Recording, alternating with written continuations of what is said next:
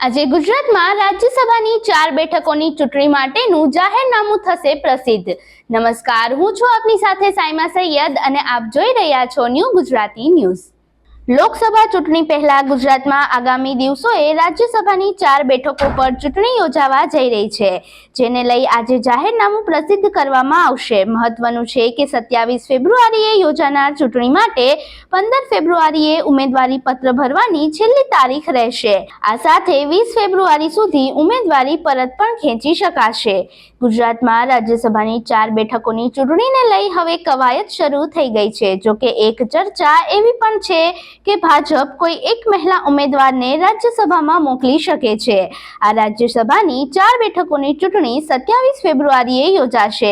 આજે રાજ્યસભાની ચૂંટણીનું જાહેરનામું પણ પ્રસિદ્ધ કરાશે। અહીં મહત્વનું છે કે 15 ફેબ્રુઆરીએ ઉમેદવારી પત્ર ભરવાની છેલ્લી તારીખ છે, તો 16 ફેબ્રુઆરીએ ઉમેદવારી પત્રોની ચકાસણી થશે અને 20 ફેબ્રુઆરી સુધી ઉમેદવારી પાછી ખેંચવાની છેલ્લી તારીખ છે।